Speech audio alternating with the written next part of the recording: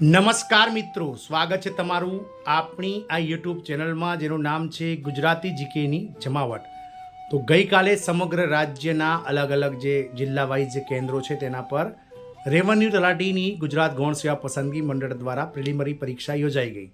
આ પરીક્ષામાં લગભગ 2348 જગ્યાઓ સામે લગભગ 2.95 લાખ એટલે કે 2,95,000 જેટલા ઉમેદવારોએ જે છે તે પરીક્ષા આપી છે. પરીક્ષા શાંતિપૂર્ણ માહોલમાં પૂર્ણ થઈ છે અને કોઈ પણ જાતનો અનિચ્છનીય બનાવ બનવાની જે છે તે માહિતી હાલમાં બહાર નથી આવી.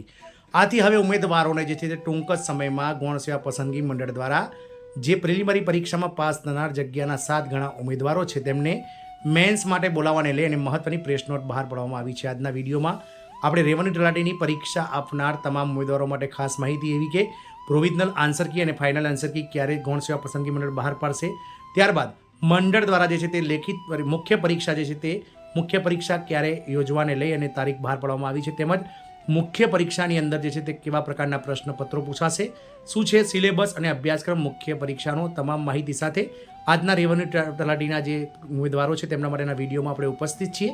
તો વિડીયોના અંત સુધી આ બન્યા રહો અને જો ચેનલમાં આપ નવા હોય તો અમારી ચેનલને સબસ્ક્રાઇબ કરવાનું ભૂલશો નહીં, જેથી કરીને અમારી ચેનલ પર મૂકવામાં આવતા આવા ભરતીના ન્યૂઝ તમને સરળતાથી ઉપલબ્ધ થઈ જાય. તો ગઈકાલે 14 સપ્ટેમ્બર 2025ના રોજ જે અલગ અલગ જિલ્લાઓના કેન્દ્રો ખાતે રેવન્યુ તલાટીની જે પ્રિલિમિનરી પરીક્ષા છે 100-200 માર્ક્સની તે લેવાઈ અને આ પરીક્ષા શાંતિપૂર્ણ રીતે પૂર્ણ થઈ ગઈ છે.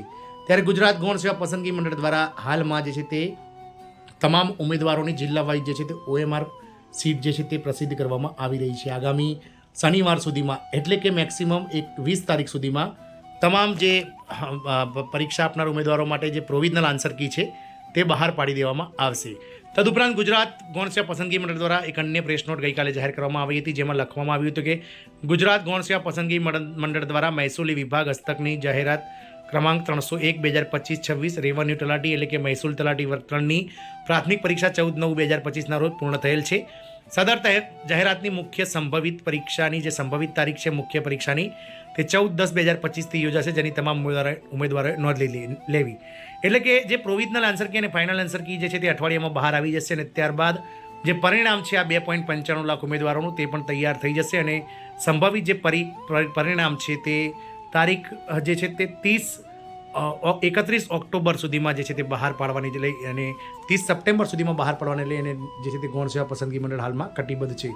હમણાં જે છે તે જે તમામ જે જિલ્લા કક્ષાએ જે OMR સીટો આવી છે તેનું સ્ક્રીનિંગ ચાલુ થઈ જશે અને એક અઠવાડિયાની અંદર જે છે તમામ OMR સીટ રેડી થઈ જશે અને ત્યારબાદ કેટેગરી વાઇઝ જગ્યાના અલગ અલગ જે 2348 જગ્યાઓ હતી તેના સામે કુલ 7 ગણા જે ઉમેદવારો છે એટલે કે લગભગ 15,000 જેટલા ઉમેદવારોને જે છે તે મુખ્ય પરીક્ષા માટે બોલાવવામાં આવશે. મુખ્ય પરીક્ષાનું મેરિટ જે છે તે ઊંચું રહી શકે છે, કારણ કે જે પ્રશ્નપત્ર છે તે અભ્યાસક્રમને અનુરૂપ અને ખૂબ જ સરળ નીકળતા જે છે તે જે વિદ્યાર્થીઓ હોશિયાર હશે, જેમણે મહેનત કરી હશે તેઓ મેદાન મારી જશે તેવી જાણવા મળી છે. જાણીએ કે મહેસૂલી તલાટી એટલે કે રેવન્યુ તલાટી જે છે તેની મુખ્ય પરીક્ષાનો જે છે સિલેબસ શું હોઈ શકે.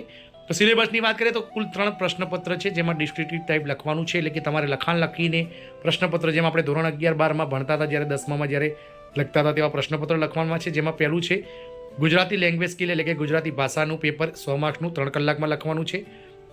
બીજું છે ઇંગ્લિશ લેંગ્વેજ સ્કિલ એટલે કે અંગ્રેજી ભાષાનું પેપર, જેમાં 100 માર્ક્સ અને કુલ 3 કલાકમાં લખવાનું છે. તેમાં જનરલ સ્ટડીઝના 150 માર્ક્સ છે, જે સામાન્ય અભ્યાસમાં તમારે 3 કલાકમાં લખવાનું છે. આમ 350 માર્ક્સનું તમારું જે છે તે મેન્સનો સિલેબસ રહેશે. આ 350 માર્ક્સમાંથી મેળવનાર ટોપના જે 2348 અલગ અલગ કેટેગરી વાઇઝ ઉમેદવારો છે તેમને જ જે છે તે ડોક્યુમેન્ટ વેરિફિકેશન માટે બોલાવવામાં આવશે. એટલે કે પ્રિલિમિનરી પરીક્ષાના માર્ક ગણાવવાના નથી, ફક્ત અને ફક્ત મેન્સના માર્ક ગણાવવાના છે. વાત કરીએ તો પહેલું પેપર છે ગુજરાતી. તો ગુજરાતીમાં 100 માર્ક્સનું જે પેપર છે તેમાંથી કેવા 3 કલાકનું પેપર છે, જેમાં પહેલું નિબંધ આવશે, બીજું વિચાર વિસ્તાર, ત્રીજો છે સંક્ષેપીકરણ એટલે કે જે ગદ્યખંડ આપ્યો હોય તેને એક ત્રીજા ભાગમાં સંક્ષેપમાં લખવો, ચોથું છે આપેલ ગદ્યખંડના આધારે પ્રશ્નો, પાંચમું છે નિવેદન તૈયાર કરવા, છઠ્ઠું પત્ર લેખન, સાતમું ચર્ચાપત્ર, આઠમું અહેવાલ લેખન, નવમું ભાષાંતર એટલે કે અંગ્રેજીમાંથી 10 વાક્યો છે તેને ગુજરાતીમાં અનુવાદ કરવા. તેથી તે 10મું છે 20 માર્કનું ગુજરાતી વ્યાકરણ, જેમાં રૂઢિપ્રયોગો, કહેવતો, સમાસ, છંદ, અલંકાર, શબ્દ સમૂહ, જોડણી, લેખન શુદ્ધિ, સંધિ, વાક્ય રચના અંગેના પ્રશ્નો પૂછાશે. ત્યારબાદ વાત કરીએ અંગ્રેજીની, તો અંગ્રેજીનું પેપર પણ 100 માર્કનું રહેશે, જેમાં પહેલું નિબંધ, બીજું લેટર રાઇટિંગ, ત્રીજું રિપોર્ટ રાઇટિંગ જે 10 માર્કનું છે, રાઇટિંગ ઓન વિઝ્યુઅલ ઇન્ફોર્મેશન 10 માર્કનું, formal speech 10 marks, precis writing 10 marks, reading comprehensive 10 marks, English grammar 20 માર્કનું રહેશે અને ત્યારબાદ ટ્રાન્સલેશન એટલે જે ગુજરાતીમાં 10 વાક્યો આપે છે તેને ઇંગ્લિશમાં ટ્રાન્સલેટ કરવાને લઈને 10 માર્ક્સ, કુલ 100 માર્કનું પેપર રહેશે. વાત કરીએ ત્રીજું પેપર 150 માર્કનું જનરલ સ્ટડીઝનું રહેશે, જેમાં પહેલું છે ગુજરાતનો તથા ભારતનો ઇતિહાસ 15 માર્ક્સ, સાંસ્કૃતિક વારસો ગુજરાતને પ્રાધાન્ય 15 માર્ક્સ, ગુજરાત તથા દેશની ભૂગોળ 15 માર્ક્સ, વિજ્ઞાન અને ટેકનોલોજી 10 માર્ક્સ, પ્રાદેશિક રાષ્ટ્રીય અને આંતરરાષ્ટ્રીય મહત્વની ઘટનાઓ અને વર્તમાન પ્રવાહો એટલે કે કરંટ અફેર્સના 30, ભારતીય રાજ્ય વ્યવસ્થા અને બંધારણ 20, ભારતીય અર્થતંત્ર અને આયોજન 15, જાહેર વહીવટ શાસન સરકારશ્રીની યોજનાઓ વિષયક જાણકારી 20 અને જાહેર સેવામાં